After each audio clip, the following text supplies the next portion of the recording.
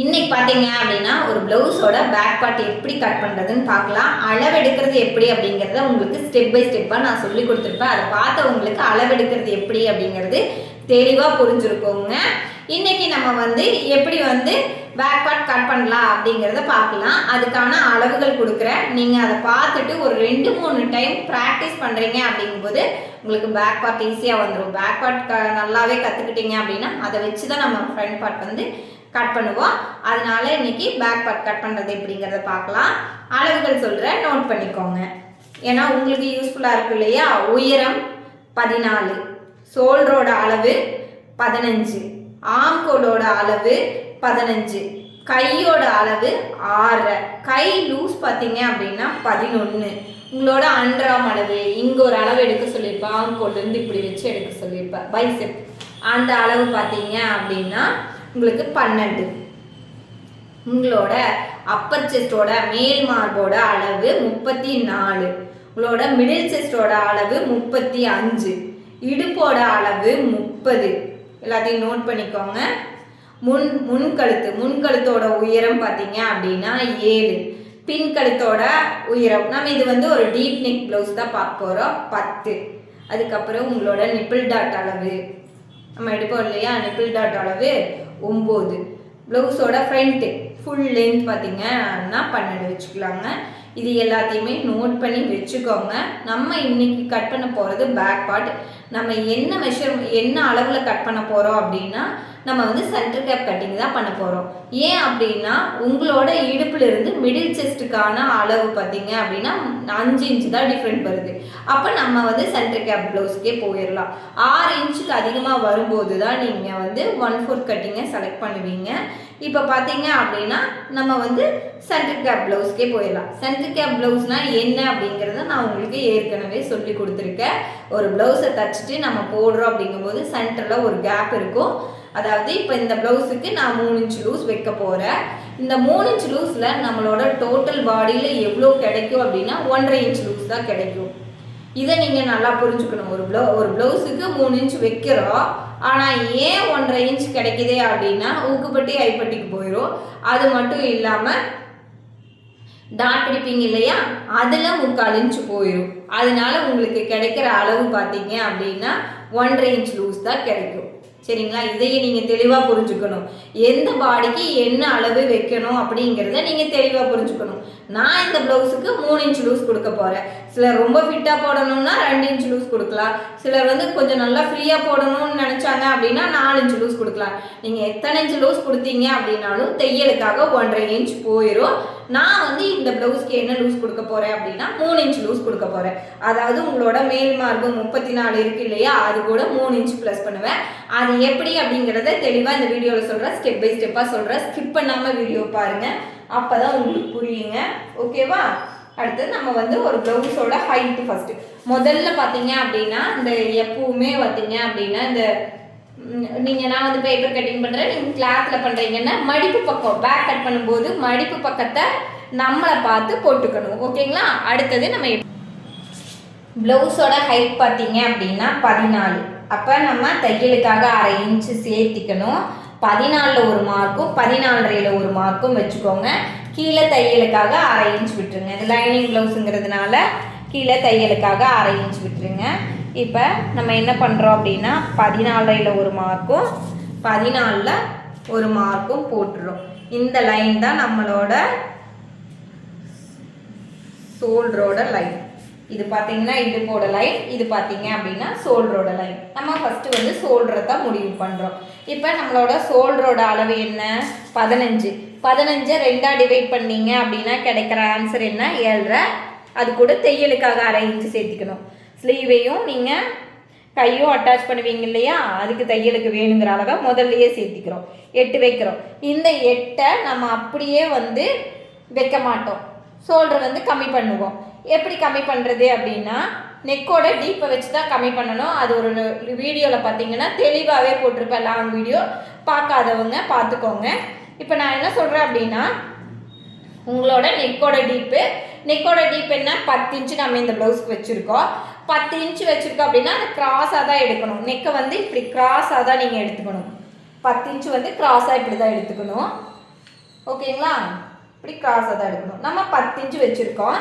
இப்போ வந்து ஒரு இன்ச்சுக்கும் நெக் 1 இன்ச்சு இறங்குது அப்படின்னா 1/4 இன்ச்சு மைனஸ் பண்ணணும். 2 இன்ச்சு இறங்குது அப்படின்னா 1/2 இன்ச்சு மைனஸ் பண்ணணும். 3 இன்ச்சு இறங்குது அப்படின்னா 3/4 இன்ச்சு மைனஸ் பண்ணணும். இந்த மாதிரி மைனஸ் பண்ணணும். இப்போ வந்து நமக்கு நெக்கு 10 இன்ச்சு இறங்குது அப்படிங்கும்போது நீங்கள் என்ன பண்ணணும் அப்படின்னா 2.5 இன்ச்சு நம்ம கம்மி பண்ணணும். இப்போ 8லேருந்து நீங்கள் 2.5 கம்மி பண்ணிடுவீங்க. உங்களோட 8லேருந்து இங்கே 2.5 கம்மி பண்ணிட்டீங்கன்னா உங்களுக்கு கிடைக்கிற அளவு ஷோல்டரு அளவு என்ன? 5.5 கிடைக்கும்.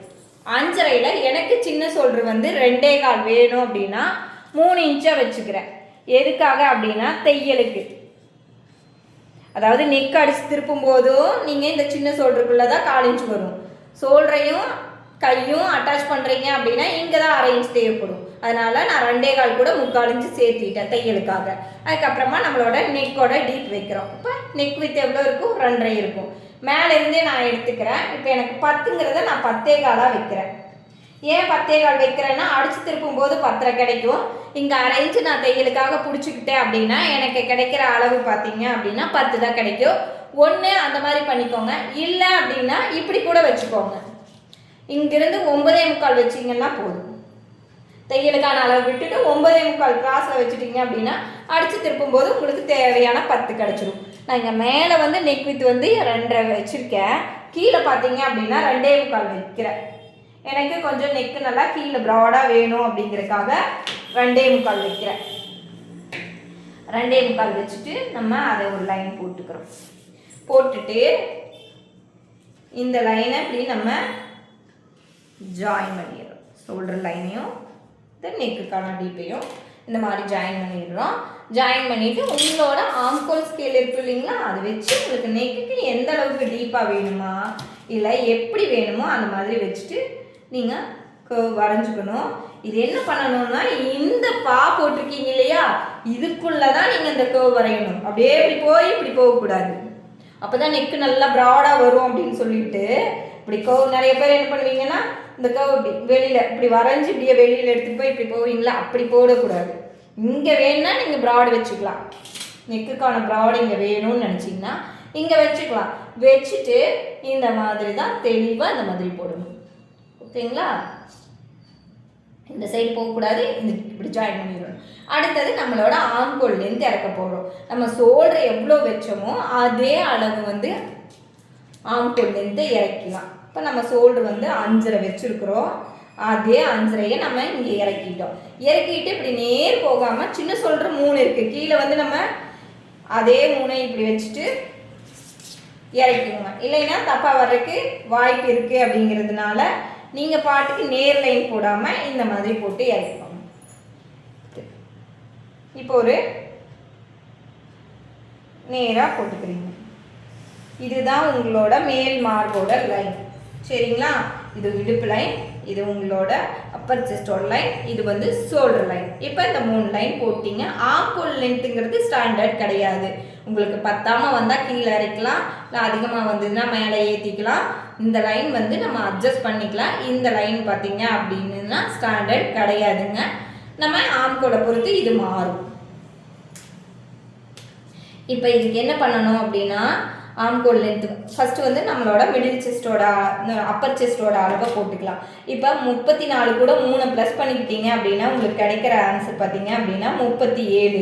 37 நீங்கள் 4ஆல் டிவைட் பண்ணிங்கன்னா கிடைக்கிற ஆன்சர் 9.25.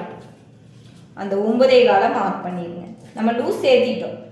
அப்போ 9.25 மார்க் பண்ணிவிட்டு உங்களுக்கு தையலுக்கு தேவையான 1.5 இன்ச்சை மார்க் பண்ணிடுங்க. இது வந்து எக்ஸ்ட்ரா தையலுக்காக தேவைப்படும் இல்லையா, அந்த அளவு மார்க் பண்ணிடுங்க. அடுத்தது நம்ம ஆம்கோல் வரையலாம். ஆம்கோல் பார்த்தீங்க அப்படின்னா நீங்கள் என்ன பண்ணணும் அப்படின்னா மிட் எடுக்கிறீங்க. ஆம்கோல் லென்த் வந்து 5.5 அப்படின்னா அதுலேருந்து மிட் எடுக்கிறீங்க. மிட்லேருந்து 1/4 இன்ச்சு சேர்த்திக்கிறீங்க. 3.25. நீங்கள் வந்து ஆம்கோல் லென்த் வந்து மேலே இருந்தே எடுத்துக்கலாம், மேல் லைன்லேருந்தே எடுத்துக்கலாம். தையலுக்கான அளவு விட்டுட்டு எடுக்க வேண்டியதில்லை. ஆம்கோல் லென்த் வந்து மேலே இருந்தே எடுத்துக்கலாம். 3.25 வருது இல்லைங்களா, 3.25 வச்சுக்கோங்க. அடுத்தது பார்த்தீங்க அப்படின்னா இங்கே வந்து நீங்கள் 1.25 வச்சுக்கோங்க. அடுத்தது உங்களுக்கு உங்களோட மேல் மார்புக்கான ஒரு அளவு போட்டிருக்கீங்களா, அப்பர் செஸ்ட்டுக்கான 9.25, இது 3 இப்படி ஜாயிண்ட் ஆகணும். ஜாயிண்ட் ஆகும்போது பார்த்தீங்க அப்படின்னா உங்களுக்கு 7.5 கிடைக்கணும். உங்களோட ஆம்கோல் ஸ்கேல் வச்சுட்டு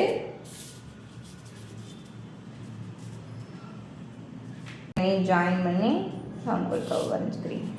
வரைஞ்சாச்சு. நம்ம இந்த மாதிரி வரைஞ்சிட்டோம். வரைஞ்சிட்டு இந்த தையலுக்கான அளவை விட்டுட்டு அதுக்கப்புறமா தான் நீங்கள் வந்து இந்த ஆம்கோலுக்கு கரெக்டான அளவு வச்சுருக்கோமா அப்படின்னு சொல்லி கரெக்டாக ஸ்டெப் பை ஸ்டெப்பாக அளந்துட்டு வரணும்.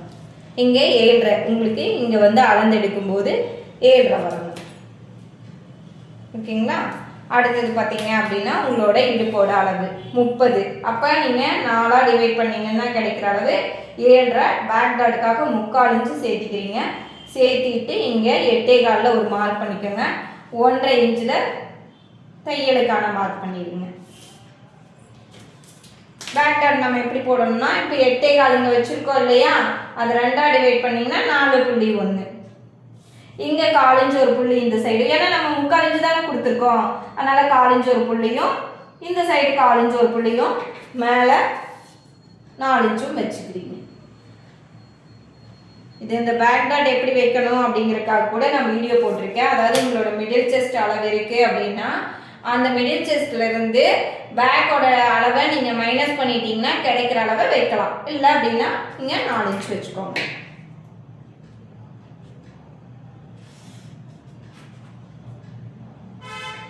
பேக் டாட் இந்த மாதிரி மார்க் பண்ணிக்கோங்க.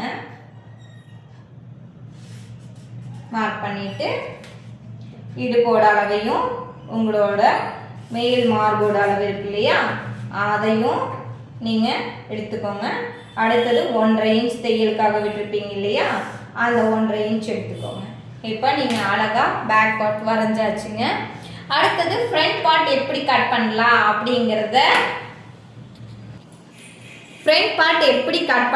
அப்படிங்கிறத உங்களுக்கு அடுத்த வீடியோவில் நான் வந்து ஸ்டெப் பை ஸ்டெப்பாக சொல்கிறேங்க. நான் பேக் பார்ட்டில் தெளிவாயிட்டீங்க அப்படின்னா தான் ஃப்ரண்ட் பார்ட் போகும்போது ஈஸியாக இருக்கும்.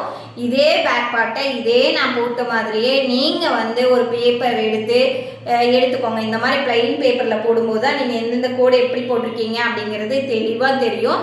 1க்கு 10 வாட்டி ஒரு 4-5 வாட்டி ப்ராக்டிஸ் பண்ணுங்கள். ஒன்றையும் பார்க்குறத விட நம்ம செஞ்சு பார்த்தோம்னா தான் எந்த இடத்துல என்ன தப்பு பண்ணுறோம் என்னங்கிறது தெரியும். அதனால 4-5 வாட்டி ப்ராக்டிஸ் பண்ணுங்கள். ப்ராக்டிஸ் பண்ணிவிட்டு அதுக்கப்புறமா ஃப்ரண்ட் பார்ட் போய்க்கலாம். ஒரு 2 டேஸ் உங்களுக்கு டைம் கொடுக்குறேன். நீங்கள் நல்லா ப்ராக்டிஸ் பண்ணுங்கள். ப்ராக்டிஸ் வந்து ரொம்ப ரொம்ப முக்கியம். அதனால் திரும்ப சொல்கிறேன்னு பார்க்காதீங்க. ஏன்னா நம்ம வந்து இப்போ பேக் பார்ட் கட் பண்ணிவிட்டு எல்லாமே புரிஞ்ச மாதிரி இருக்கும். 4 நாள் கழிச்சு பார்த்தீங்கன்னா ஒவ்வொரு இடத்துலையும் ரொம்ப டவுட் வரும். இது பார்த்தீங்க அப்படின்னா என்னோட ஒரு கிளாஸ்க்கான ஸ்டூடெண்ட்ஸ் வந்தாங்கன்னா எப்படி சொல்லி கொடுப்பனோ அதே மாதிரி தான் நான் உங்களுக்கு சொல்லி கொடுத்துருக்கேன். உங்களுக்கு ரொம்பவே யூஸ்ஃபுல்லாக இருக்குங்க. அதனால பார்த்தீங்க அப்படின்னா நீங்கள் இதில் தெளிவாக போட்டு பாருங்கள். ஃப்ரண்ட் பார்ட் எப்படி கட் பண்ணணும், மிடில் செஸ்ட்டுக்கான அளவுகளை எப்படி சேர்த்தணும், எந்த இடத்துக்கு எந்த அளவுகளை ப்ளஸ் பண்ணணும், ஃபார்முலாஸ் இதுக்கெல்லாம் என்ன இருக்குது அப்படிங்கிறத அடுத்த வீடியோவில் நான் உங்களுக்கு சில விஷயங்களை நான் உங்களுக்கு ஷேர் பண்ணுறேன். இதில் பார்த்தீங்க அப்படின்னா நீங்கள் இந்த கற்றுக்கோங்க. என்னோட மெத்தட் ரொம்ப பிடிச்சிருந்தது அப்படின்னா நீங்கள் கிளாஸில் ஜாயின் பண்ணணும்னு நினச்சிங்கன்னா தாராளமாக கிளாஸில் ஜாயின் பண்ணிக்கலாங்க. ஜூலை மந்த்துக்கான அட்மிஷன் போயிட்டு தாங்க இருக்குது. ஜூலை 15ஆம் தேதி உங்களுக்கு ஒரு பேட்ச் வந்து ஸ்டார்ட் ஆக போகுது. அந்த பேட்ச்சில் நீங்கள் எதுவும் ஜாயின் பண்ணணும்னு நினச்சிங்கன்னா ஜாயின் பண்ணிக்கோங்க. இந்த மாதிரி உங்களுக்கு நிறைய விஷயங்களை நான் கற்றுக் கொடுக்குறதுக்கு ரெடியாக இருக்கேன். இப்போ வந்து நீங்கள் 3 டாட் ப்ளவுஸ் இதை பார்த்து கற்றுக்குறீங்க. இன்னும் நிறைய கற்றுக்கணும்னு நினச்சிங்கன்னா கிளாஸில் ஜாயின் பண்ணிக்கலாம்.